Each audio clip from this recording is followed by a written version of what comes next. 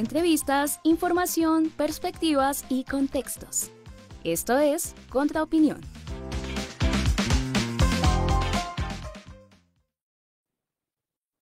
Un buen día para todos y para todas las personas que nos están viendo y escuchando en este espacio de Contraportada, una nueva revista virtual. Agradecerle pues a los coordinadores, a quienes dirigen este espacio editorial de información y de opinión, el que nos hayan invitado. Mi nombre es José Cuesta, yo soy actualmente concejal de la Colombia Humana en la ciudad de Bogotá. Obviamente hago parte del Pacto Histórico. Y con relación a lo que quisiese expresar, pues yo dividiría mis opiniones, uno en el marco de la política nacional y luego dedicaré algún tiempo breve al tema de la ciudad de Bogotá y básicamente todo lo que tiene que ver con lo que nosotros hemos hecho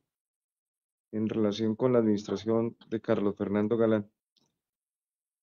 En el ámbito nacional, pues se abren como dos escenarios muy importantes, uno de carácter social, que tiene que ver con la consulta popular. Estamos esperando la nueva definición por parte del Senado de la República de iniciar el trámite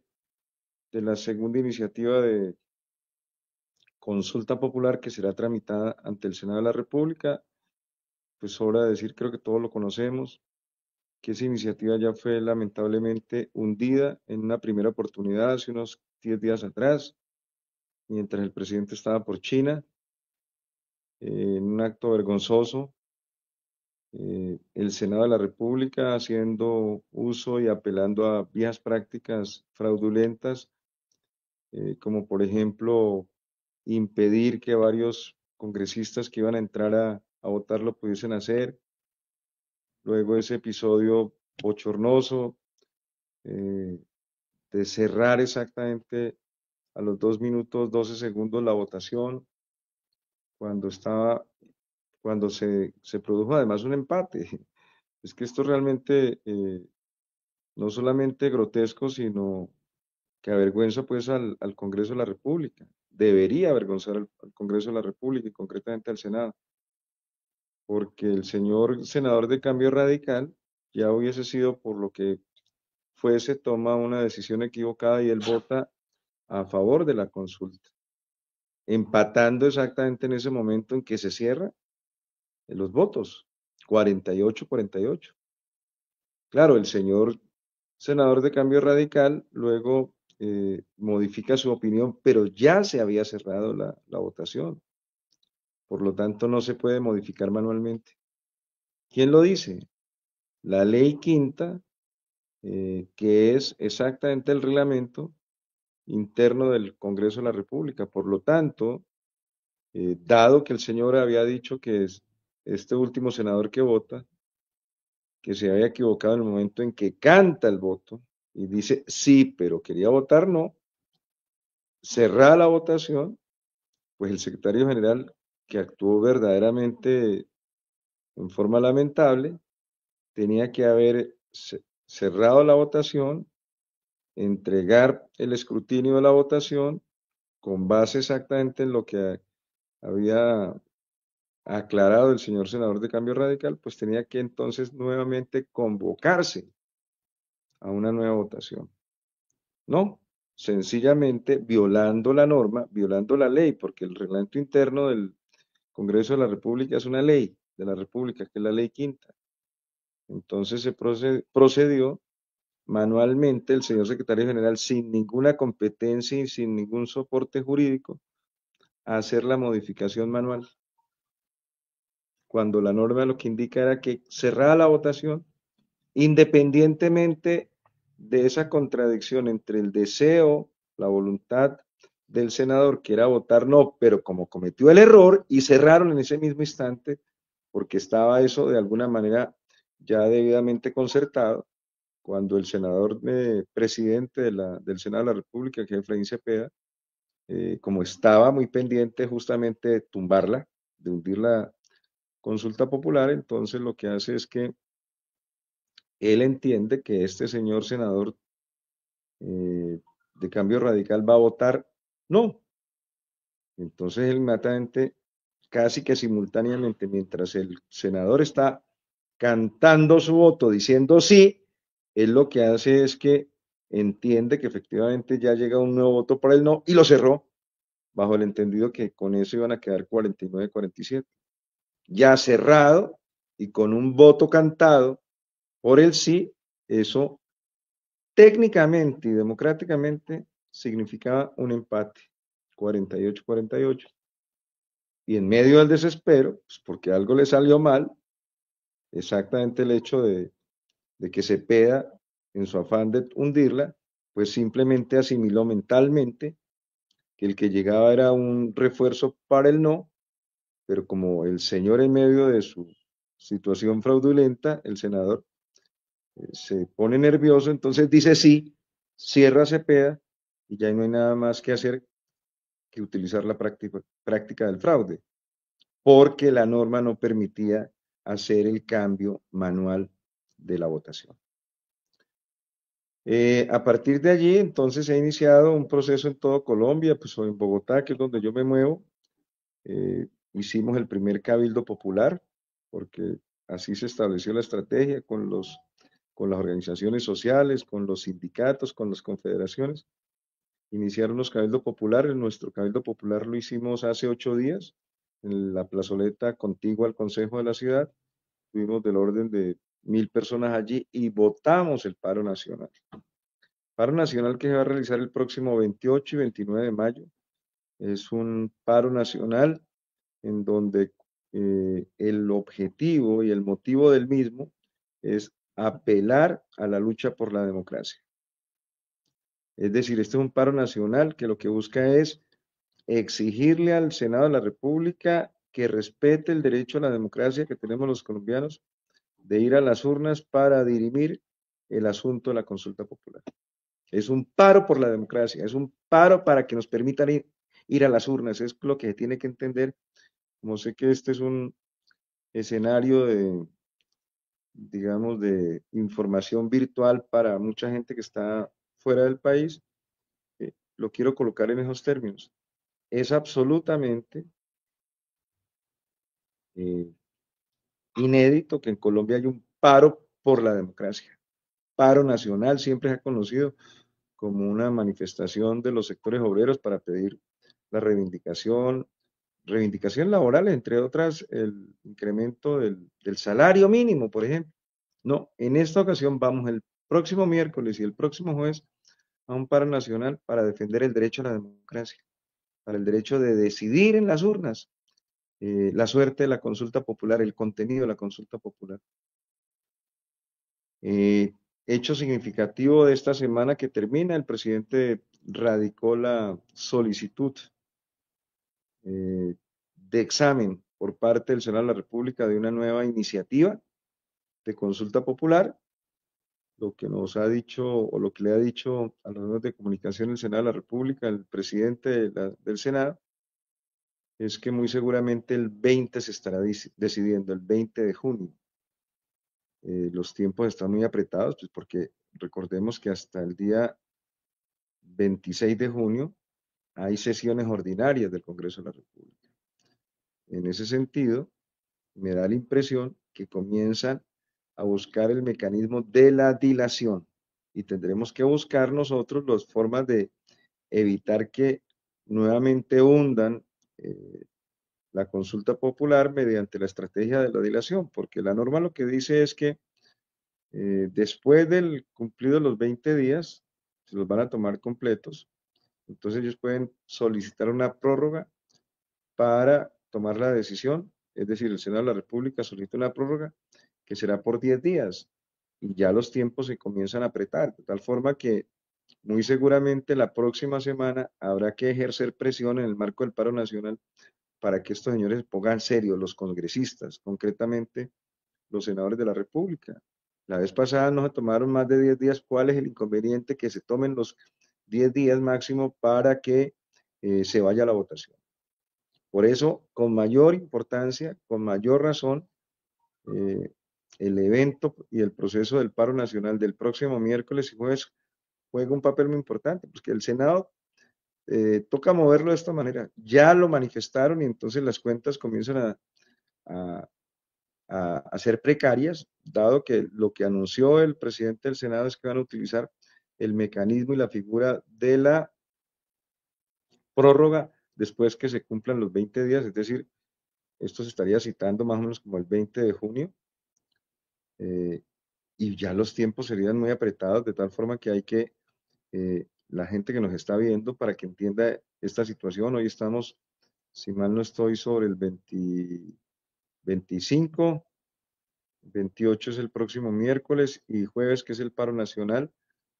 Esta semana que viene terminaríamos exactamente eh, el mes de mayo, y quiero corregir, no es hasta el 26 de junio, es hasta el 20 de junio que hay las sesiones ordinarias. De manera que en las próximas 2 semanas, para ser exactos, se juega la suerte de la consulta popular, con mayor razón, y por eso fue convocado de la forma como se convocó en esos tiempos, porque el paro nacional del 27, del 28 y del 29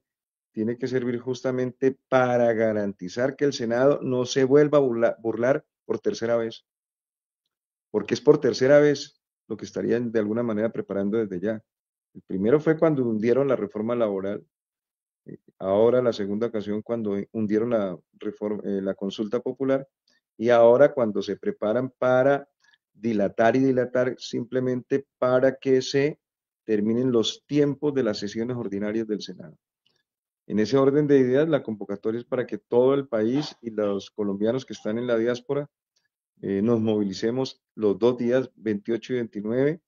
en el paro nacional por la democracia y por la consulta popular. Bueno, del otro lado, en el plan nacional, pues también se abre el escenario del proceso de consolidación de la unidad del pacto histórico, de la construcción del partido único. En ese sentido, ya se empieza a abrir el abanico de los precandidatos del pacto histórico a la presidencia de la República. Están Gloria Flores, Susana Mohamed, Carolina Corcho, ya se conoce que también va a participar Gustavo Bolívar. eh, Se ha dicho que el pacto histórico tiene que escoger ese candidato único, esa candidata única en octubre 26 de este año,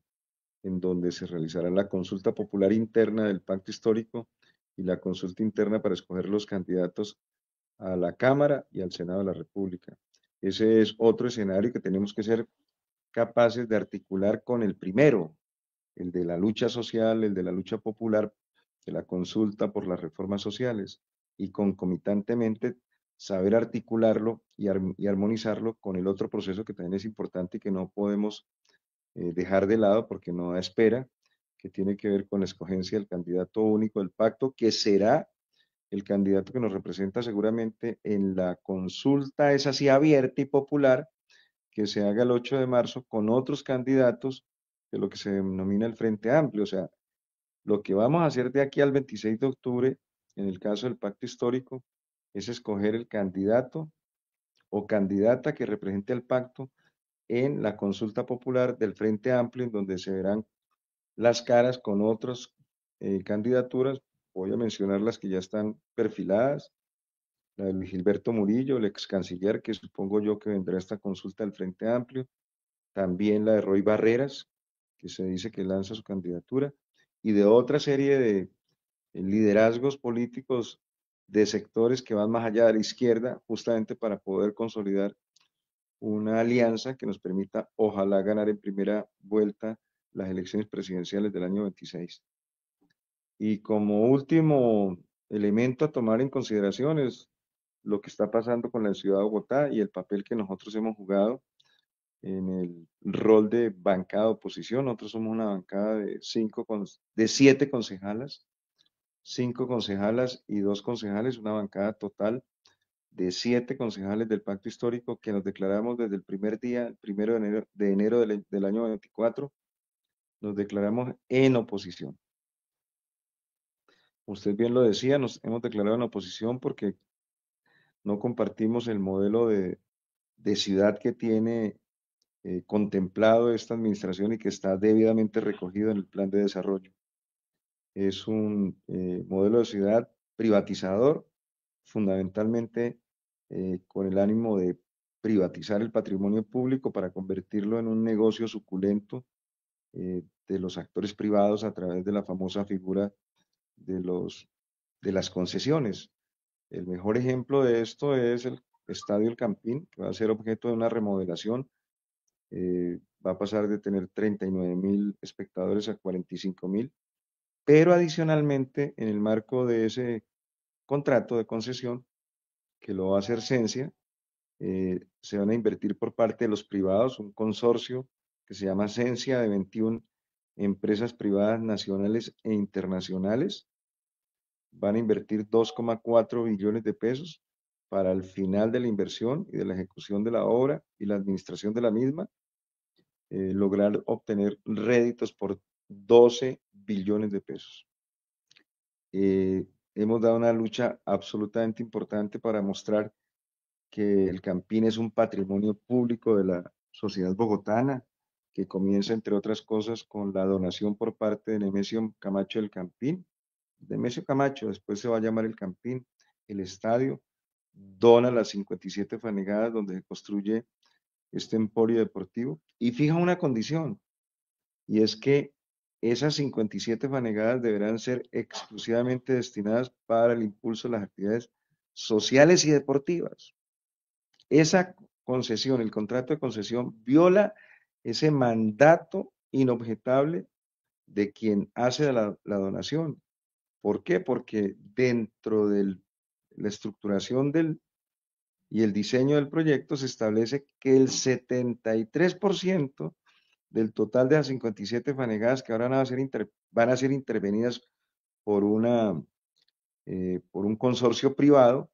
que va a tener el control durante 30 años. Esta es una manera, pues obviamente, de privatizar este patrimonio público y está establecido en ese diseño que el 73% está dedicado a áreas de desarrollo comercial, de impulso a lo que se denomina la industria del entretenimiento, hoteles, zonas de gastrobares, clubes, etcétera, pues porque aquí lo que se va fundamentalmente a convertir el Campín, aparte de ser un estadio, va a ser un sitio fundamentalmente dedicado a la promoción de los espectáculos, de los conciertos. Adicionalmente, eh, muchas de las áreas que están allí también las van a adecuar justamente para adaptarlas a los propósitos funcionales de la industria del entretenimiento, el 76%, de tal manera que menos del 25% van a ser infraestructuras dedicadas a la actividad deportiva. Ahí ese ejemplo me da pie para decir que esa es una buena forma de entender este modelo de privatización en donde el patrimonio público sencillamente se destruye y se pone sencillamente al servicio de los privados. Algo similar es lo que piensan hacer con la empresa de telecomunicaciones de Bogotá. Eso está cantado. Nos hemos opuesto a lo uno y a lo otro. Y en materia de movilidad, pues obviamente concentran todas sus aspiraciones en construir esta mole absolutamente faraónica que es eh, el metro elevado, que yo lo he llamado el alimentador elevado, otros lo llaman el segundo piso de Transmilenio, una inversión de 24 billones de pesos que no resuelve el problema de la movilidad en Bogotá porque no construye un sistema de transporte público férreo subterráneo robusto. ¿Qué es el metro elevado? Como yo lo llamo, sencillamente es un alimentador elevado del Transmilenio, de tal manera que estos días hay un gran debate en Bogotá por la situación curiosa que se presentó el día lunes, y es que inauguraron, llamémoslo así, una estación provisional en donde de la estación de Transmilenio, en la mitad de la estación de Transmilenio, empotran un gigantesco, eh, una gigantesca columna de concreto, mostrando, digamos, el carácter absolutamente antitécnico y sin ningún grado de planificación mediante el cual se adelantó el proceso constructivo de la obra. Entonces, en Bogotá hay una especie de sensación de asombro, esa es la sensación que hay acá, de cómo es posible que en medio de la construcción del metro elevado, de su primera línea del metro elevado, se construyó una estación de Transmilenio, en donde literalmente en toda la mitad hay exactamente una columna gruesísima de 25 metros de diámetro y perfectamente unos 50 metros o 70 metros de altura, dentro de la estación. Entonces aquí todo, aquí ya se ha hecho común calificar esa obra como una obra chambola, y no solamente por eso, sino por lo que significa, por ejemplo, construir eh, dos formas de transporte paralelas que van a estar una encima de otro, literalmente una encima de otro. Encima va a estar el alimentador elevado, que aquí lo llaman el metro elevado, y abajo el sistema de buses rojos, que lo denominan aquí en Colombia o en Bogotá el sistema de Transmilenio, el BRT, con la enorme eh, y deliberada estructuración que ha sido construida, la estructuración en función de adecuar el desarrollo y fortalecimiento del Transmilenio sobre la base de someter unas definiciones técnicas absolutamente absurdas en la construcción del metro elevado. Mientras las estaciones de Transmilenio de la Troncal Caracas, mientras las estaciones de Transmilenio de la Troncal Caracas están distanciadas por, ojo con este dato que no es menor, las estaciones del metro elevado están estructuradas y distanciadas por 1.800 metros, 1,8 kilómetros. Cuando usted observa eso, la conclusión es medio evidente. ¿Cuál es la conclusión? Que se construyó y se hizo una inversión gigantesca de 24 billones de pesos, simplemente para fortalecer en Bogotá como el sistema de transporte público multimodal y su eje rector al sistema de Transmilenio. ¿Por qué? Porque usted comienza a hacer una revisión de cómo se van a mover los pasajeros que vengan, por ejemplo, de Bosa y que lleguen a la estación que está ubicada en la primera con Caracas, la estación de Transmilenio. Pues todos ellos se van a bajar del metro cuando lleguen desde Bosa hasta la estación del metro en la primera con Caracas, se van a bajar. ¿Por qué? Porque no les es rentable desde el punto de vista de sus desplazamientos, tiempos y movimientos que continuar en el metro. ¿Por qué? Porque cuando ya usted llega a la Caracas, sencillamente se empieza a preparar para el descenso a su destino final, ya sea trabajar a la industria financiera, al sector financiero, a la industria de los servicios o la realización de actividades médicas, porque todas estas actividades están justamente construidas a lo largo de ese segmento de esa troncal de la Caracas en el oriente. Ahí están todos los circuitos financieros, todos los circuitos de EPS y de IPS, todos los circuitos institucionales donde la gente que viene de Bosa básicamente va a realizar sus diligencias. Está también las zonas universitarias, están también una cantidad de redes, digamos, de servicios en donde se absorbe una cantidad enorme de trabajadores y trabajadoras. De tal manera que cuando la gente más popular coge el metro allá en la primera estación, en la avenida en la avenida Villavicencio, que es donde está estructurada la primera estación, lo hace con el objetivo simplemente de llegar hasta la primera con Caracas, en metro. Y cuando llega al metro, en la primera con Caracas, entonces se va a presentar un fenómeno absolutamente inédito en los sistemas de transporte público. Abajo, el sistema de transporte Transmilenio, que es el más, digamos, desde la concepción del uribismo, es al cual le han entregado las mayores potencialidades, le han entregado todos los recursos, lo convierten en el eje central. Y arriba el metro. Y curiosamente, un metro que desvirtúa la razón natural de los sistemas metros en todo el mundo, que son en todo el mundo los metros, incluidos los elevados, tienen que jugar un papel de ser el eje principal del sistema del transporte público en esa ciudad. Aquí, por el contrario, eh, va a jugar un rol, el metro elevado, de alimentar con los cientos de miles de pasajeros que se montan exactamente abajo en el occidente, en Bosa, y que llegan a la primera con Caracas simplemente a buscar el Transmilenio por efectos de la comodidad de las estaciones, que estarán siempre mucho más cercanas a sus sitios de destino final, para cualquiera de los destinos que ya he mencionado, a las universidades, los jóvenes, a las citas médicas, las personas que van para las citas médicas, a quienes van a hacer transacciones financieras en la red de circuitos financieros que hay en el centro de la ciudad de Bogotá, o quienes van a hacer las tareas de servicios públicos y diálogos con las entidades correspondientes del gobierno nacional como del gobierno distrital, que están todas justamente instaladas en la franja oriental o del borde oriental de la ciudad de Bogotá. Se van a bajar masivamente viniéndose en el metro a partir de la primera con Caracas para montarse en el Transmilenio. Insisto, desvirtuando un hecho que es inédito porque normalmente los sistemas metro están estructurados justamente para que sean los sistemas metros ferroviarios subterráneos los que recojan la mayor cantidad porcentual de pasajeros, el 70%,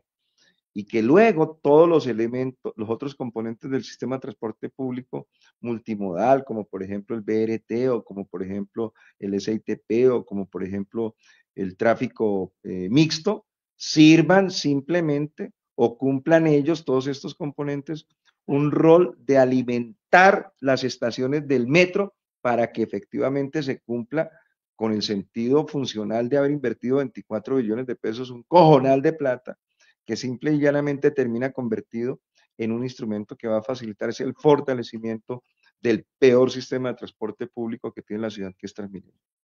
Yo dejaría allí, les envío un saludo a todos ustedes y vamos a seguirnos comunicando. Muy, muy amable y muchas gracias.